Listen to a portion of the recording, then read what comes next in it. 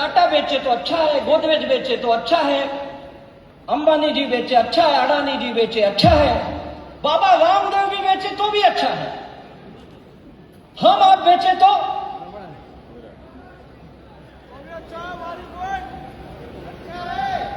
उन्हें अच्छा नहीं लगता है। क्यों नहीं अच्छा लगता है पता है? उन्हें इसलिए नहीं लगता है अच्छा कि हिंदुस्तान का साधारण आदमी भी अगर बिजनेस करने लगा तो हमारी बिजनेस का क्या होगा भाई? अगर ये भी बिजनेस समझ गया तो ये भी कल को लखपति करोड़पति बन जाएगा तो हमारा माल कौन खरीदेगा? और जो सोशल मीडिया में हमारे बारे में बकवास लिखते हो इसलिए लिखते हैं क्योंकि उनको यहां कामयाबी नहीं मिली तो उनको लगता है मुझे नहीं मिली तो तुझे कैसे मिलेगी। तो लोग क्या कहते हैं ये इंपॉर्टेंट नहीं है, इंपॉर्टेंट ये है आपका काम तय करेगा कि आपके बारे में लोग क्या बोलेंगे। मुझे भी शुरू में बोला गया, जब मैंने बिजनेस किया 6 महीने मेरे पिताजी मुझसे बात नहीं किए, बोले तू पागल है, तू तो पहले से ही नालायक था, आज तूने सर्टिफिकेट लेके आ गया, ये कोई काम है? लेकिन मैं बोला मुझे 1 साल दे दो, 1 साल मैं अगर नहीं सक्सेस हुआ तो मैं वापस अपनी नौकरी पे चली जाऊंगा, क्योंकि मेरा प्राइवेट जॉब है, कहीं तो मिल ही जाएगी।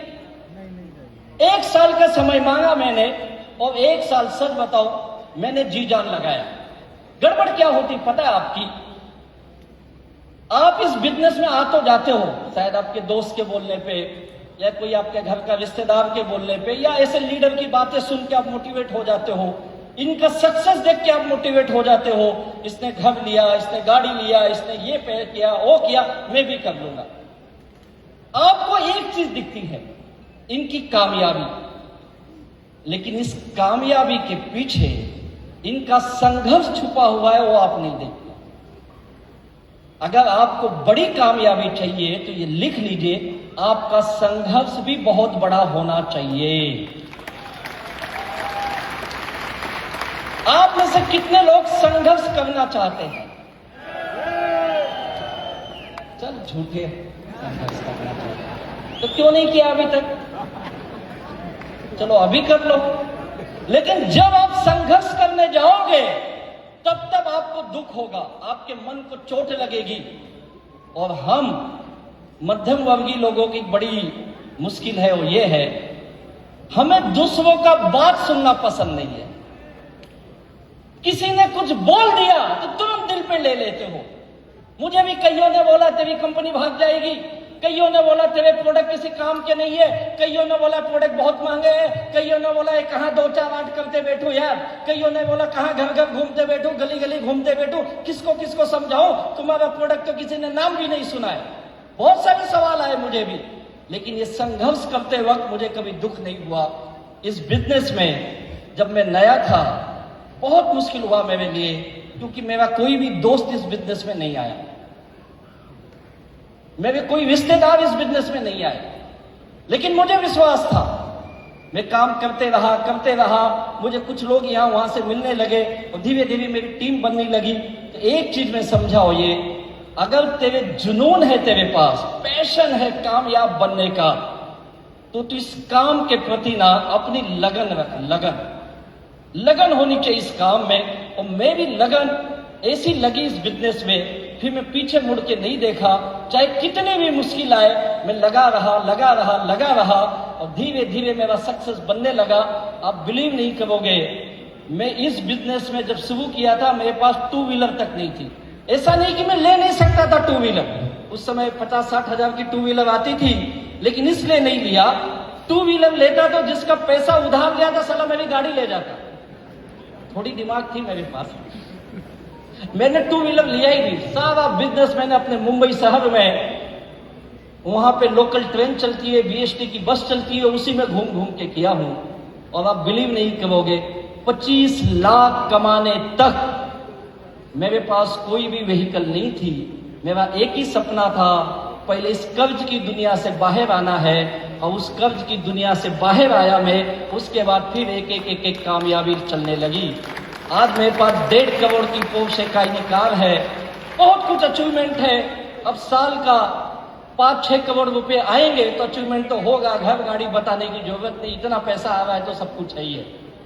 बड़ी बात यह है कि जब मैं बिजनेस शुरू किया और जो लोग मुझ पर विश्वास करके मेरे साथ आए, मेरे संघर्ष में उन्होंने भी अपनी जिंदगी का संघर्ष लगाया, अपने जिंदगी का बहुमूल्य समय लगाया। आज ये सारे लोग अपने जिंदगी के ही नहीं, अपने गांव के सबसे अमीर लोगों में से एक है। तो कितने लोग अपने गांव के अमीर आदमी बनना चाहते हो? बनना चाहते हो तो 3-4 चीजें लिख लो। पहली चीज, जुनून होना चाहिए। दूसरी चीज, पॉजिटिव सोच। कितने भी नकारात्मक बातें आए, आप नकारात्मक नहीं होंगे। तीसरी चीज, परसिवरेंस, लगन होना चाहिए, लगन, कंसिस्टेंट, लगातार लगे रहो, लगे रहो, लगे रहो। और चौथी चीज, पेशेंस रख भैया, थोड़ा धैर्य रख, संयम रख। रातों रात अमीर नहीं बनेगा तू। मुझे तो बहुत समय लगा, बहुत वक्त के बाद मुझे समझ में आया। संयम रख, संयम, काम करते रह। और आखिरी, परफेक्ट अपने सिस्टम को फॉलो कर। और उसके लिए एक ही चीज कहूंगा, हर दिन 3-4 घंटे ईमानदारी से माई लाइफस्टाइल को दे दे।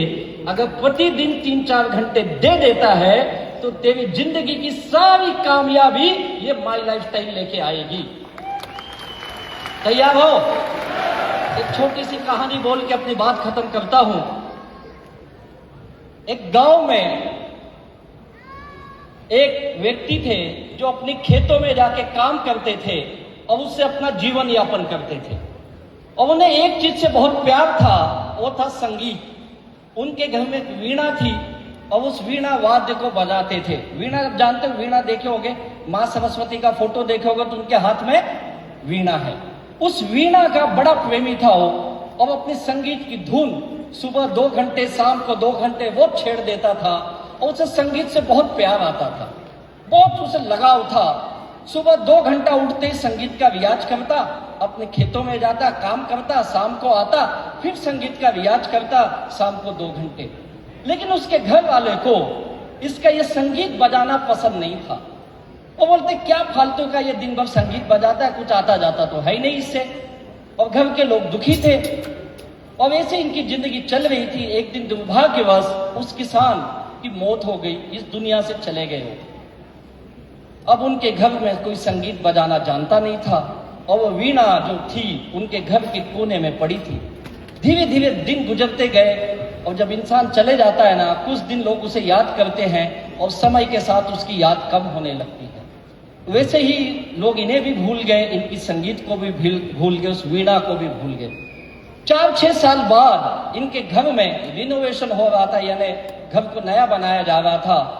तो संगीत के उस वीणा पे उनका ध्यान गया। बोला, किसी काम का नहीं है, धूल मट्टी से लदा हुआ है, इसे उठा के उन्होंने गांव के कूड़ेदान में फेंक दिया। बोले, जाने दे, इंसान तो गया, ये संगीत भी गया।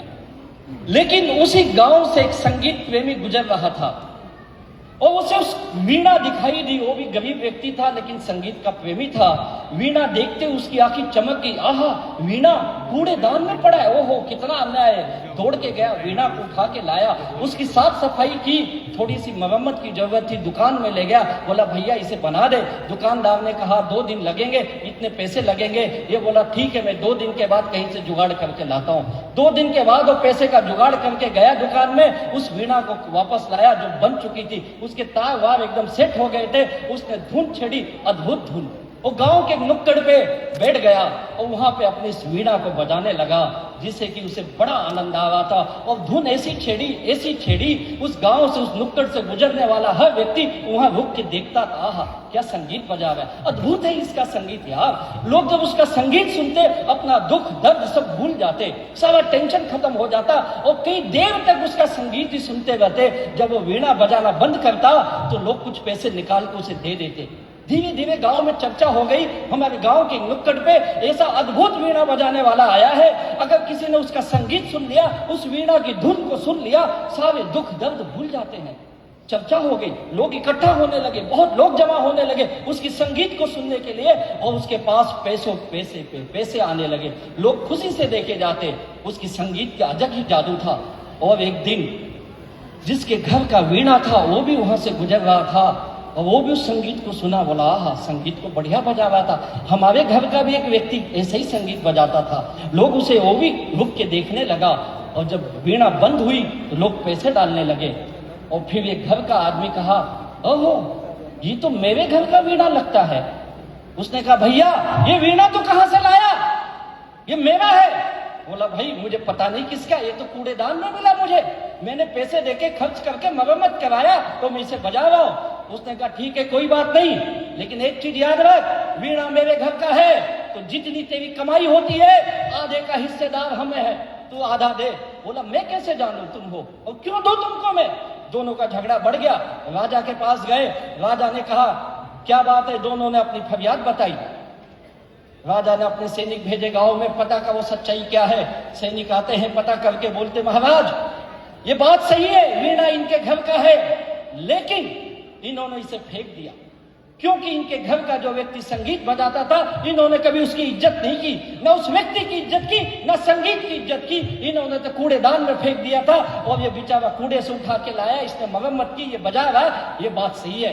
राजा ने न्याय किया, उसने कहा आपने वीणा फेंक दिया, आपने उस संगीत का भी इज्जत नहीं किया और जो तुम्हारे घर में संगीत बजाता था उसकी भी इज्जत नहीं की, तो इस पे आपका अधिकार नहीं है, इस पे इस व्यक्ति का अधिकार है जो संगीत से प्यार करता है, जो वीणा को अद्भुत बजाता है, इससे कमाई हुई पैसे का केवल इसका ही अधिकार है।